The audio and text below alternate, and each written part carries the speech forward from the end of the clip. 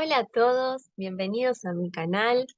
Bueno, con este video vamos a dar comienzo a este espacio de co-creación, a este recorrido a través de algunas distinciones que nos van a desafiar a ser un observador o una observadora distintos de nuestras vidas. El primer tema que te invito a revisar es sobre el aprendizaje, por dos motivos. En primer lugar, porque que vos estés acá supone, no para todos, quizás para algunas personas, un reaprender. Inclusive un reaprender a aprender. Y en segundo lugar, porque nuestros hijos e hijas pasan una buena parte de su tiempo en la escuela, que es un espacio de aprendizaje, lógicamente, y en lo que a nosotros respecta, estamos en una constante de enseñarles valores, modos, gestión emocional, lo hagamos de manera consciente o no. De todas formas, recuerden que no vamos a hablar de nuestros hijos en sí, sino que nos vamos a observar a nosotros como aprendices. Vamos a observar la forma en la que aprendimos, la forma en la que aprendemos, y observándonos desde esos puntos nos va a permitir luego a cada uno en su intimidad, en algún momento, observar a nuestros hijos.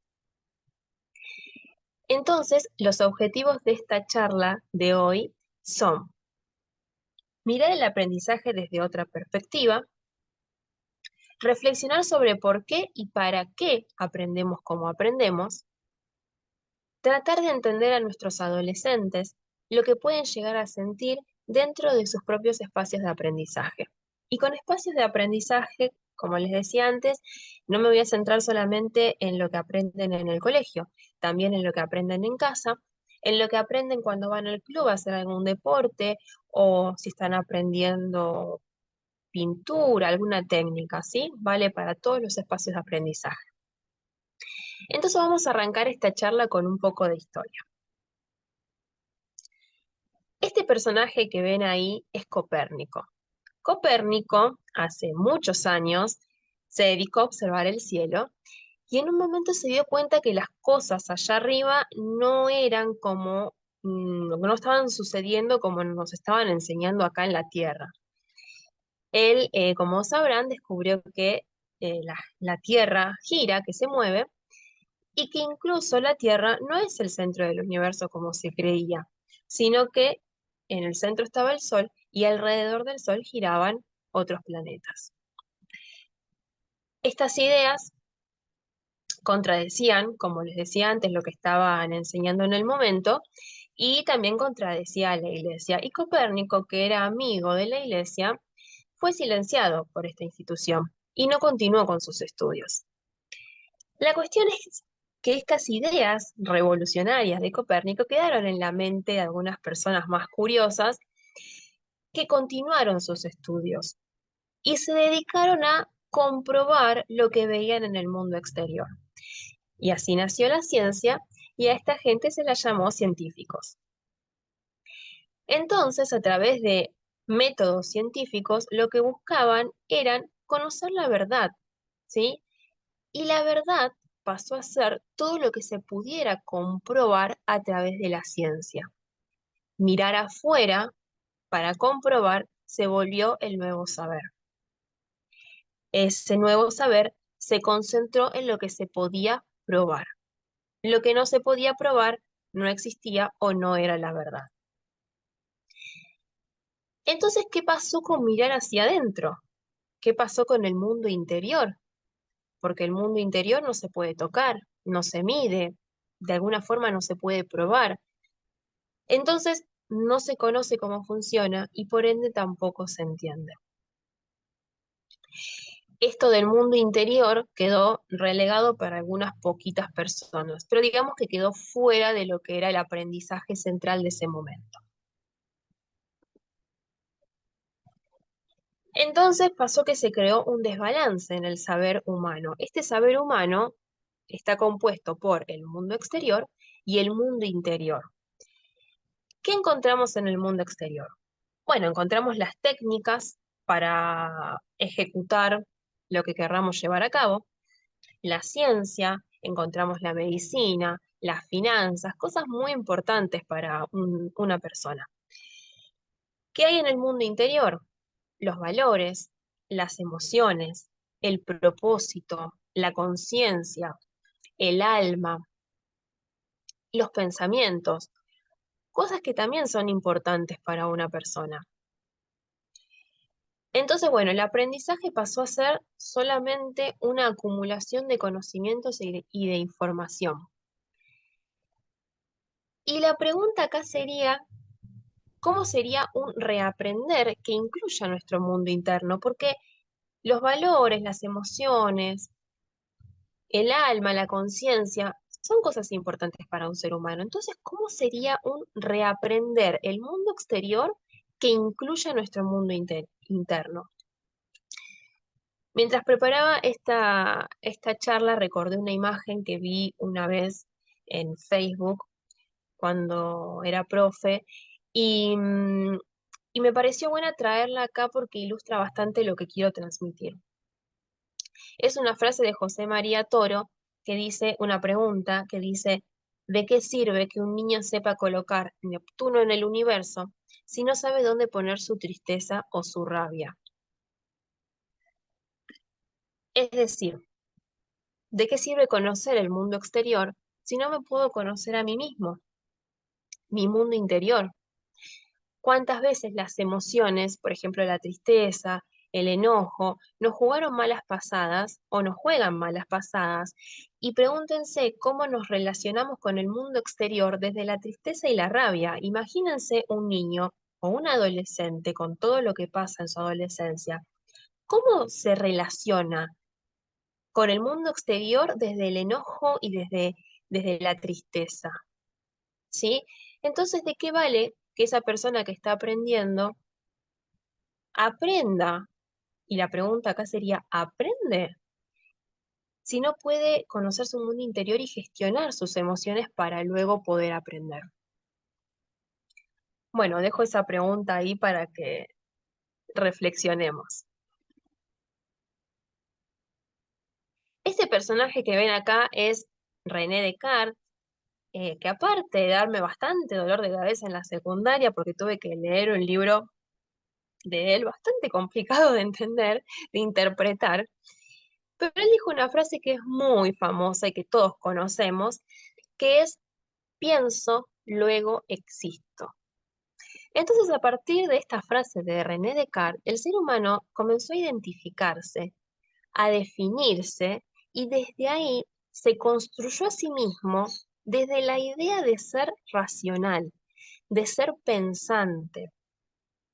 Y esto lo podemos ver, les habrá pasado a ustedes o habrán escuchado a alguien, a mí muchas veces me pasó, que nos encontramos con una situación, por ejemplo, en la que tenemos que decidir y nuestro pensamiento nos dice una cosa y nuestro sentimiento nos dice otra, y es como que, ¿a qué le hago caso? Y muchas veces le damos más importancia a lo que pensamos y dejamos de lado nuestras emociones, nuestros sentimientos. ¿Por qué? Porque desde aquel entonces en el pensamiento se puso el valor de quienes somos, se puso lo importante ahí arriba, el razonar.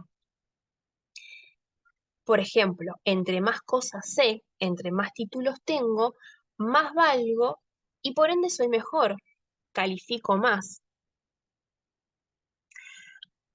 También habrán escuchado muchas veces, yo en mi experiencia sí, de nuestros padres, nuestros abuelos, que con todo el amor del mundo nos dicen, estudia para ser alguien en la vida.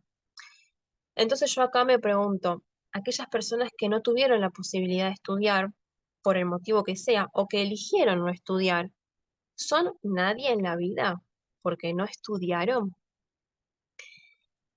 Y ojo, si le estamos transmitiendo este mismo mensaje a nuestros hijos, porque el lenguaje no es inocente.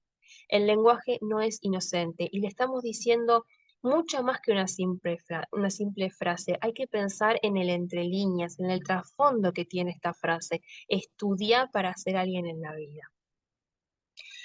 Bueno, entonces retomando a partir de que es donde se puso, en el pensamiento se puso todo el valor, que cuanto más sé, más valgo, el ser humano empezó a crear métodos y sistemas para registrar la información y transmitirla a las siguientes generaciones. Y acá se creó una gran preocupación, o sea, la mayor preocupación que tenemos casi todos es que lo más importante es que toda persona entre al sistema educativo para adquirir esa información y así ser valioso para quién, para la sociedad. Estudia para ser alguien en la vida. Creamos un sistema educativo de diferentes niveles, con diferentes estructuras, por ejemplo, el jardín de infantes, luego la primaria, luego la secundaria, terciario u universidad. Y acá yo te invito a reflexionar. Vos que fuiste a la escuela, ¿qué aprendiste en la escuela? ¿Se aprende a vivir mejor después de dar esos pasos? De ir a la primaria, a la secundaria. ¿Se aprende a vivir mejor después de dar esos pasos? ¿Sabes cuál es tu propósito de vida? ¿Aprendiste lo necesario para trabajar o fue hasta que ingresaste a la vida laboral donde realmente sentiste haber aprendido? Y en estas últimas preguntas nos vamos a enfocar ahora, pero antes quiero decirte que este es el momento donde, como te decía en el video anterior, si querés pausar el video y responder por escrito estas preguntas sería buenísimo. No dejes solamente las respuestas en el pensamiento, porque después te olvidas. En cambio, cuando tomás registro de lo que pensás, lo anotás, que fluya, canalizás lo que pensás a través de la escritura, después podés volver a tomar esos pensamientos y releerlos y hacer otra autoobservación, ¿sí? Puede que lo que observes hoy no sea lo mismo que observes mañana. Entonces, por eso, para mí está buenísimo registrar por escrito. Si querés, podés dejar esas respuestas en los comentarios de este video o no, dejarlo para vos, ¿sí? Pero sería muy importante que puedan tomar registro de esto. Bueno, fíjense esta pregunta. ¿Aprendiste lo necesario para trabajar o fue hasta que ingresaste a la vida laboral donde realmente sentiste haber aprendido? ¿Y por qué esta pregunta?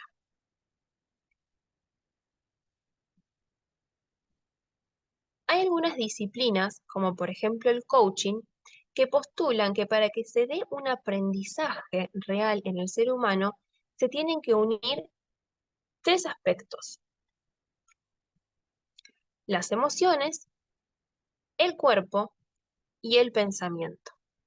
Cuando estos tres se unen es donde se da un real aprendizaje. ¿Por qué? La teoría, que vendría a estar en el lado del pensamiento, no es lo único que nos sirve para aprender.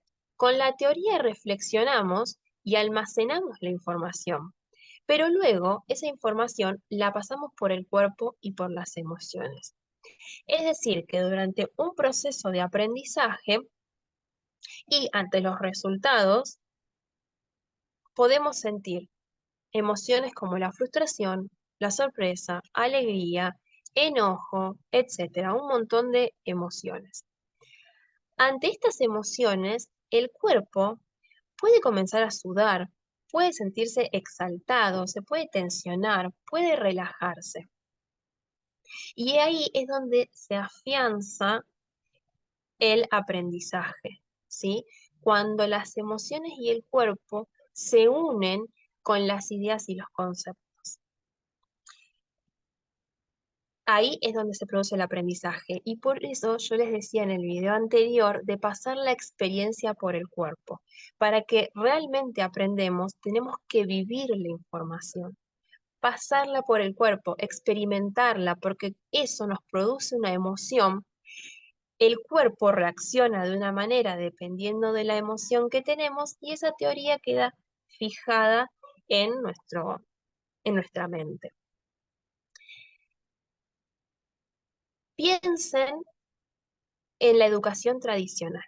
¿Cómo aprenden nuestros adolescentes hoy? Y también los invito a evocar conciencia y cómo aprendieron ustedes. Yo creo que en la mayoría de los casos estudian con miedo. Por ejemplo, miedo a hacer una preguntonta. Porque, ¿qué va a decir el profe? ¿Me va a humillar delante de mis compañeros? ¿Qué van a decir mis compañeros? ¿Se van a burlar de mí? Estudian con rabia muchas veces porque no quieren estar ahí. Están estudiando algo que no les gusta. Entonces se enojan, estudian con rabia. estudian con ansiedad porque capaz que no logran entender ese tema de matemática, que, ay, qué difícil que es, y a la vez eso les genera culpa porque no entiendo lo de matemática, no me sale, no le encuentro la vuelta, pero si no apruebo la prueba, ¿cómo me van a castigar mis papás? ¿Qué me van a sacar?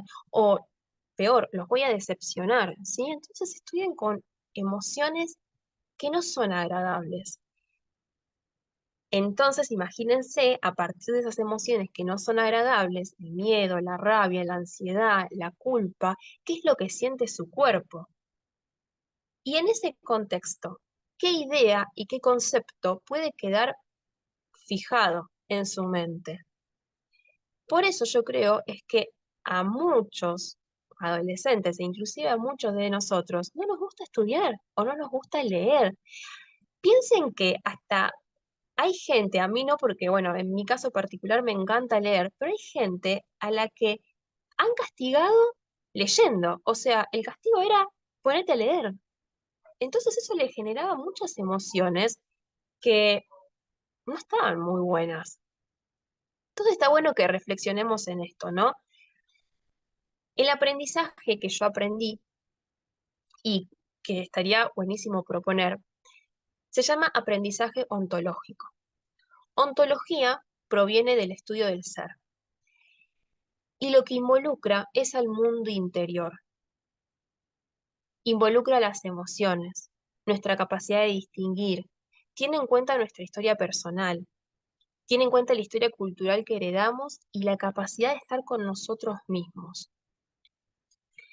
Entonces lo que propongo no es dejar de aprender sobre el mundo exterior, porque para mí es re importante que nuestros hijos aprendan a leer y a escribir, que aprendan a sumar y a restar. Me parece sumamente importante como profe que fui de idioma que aprendan otros idiomas.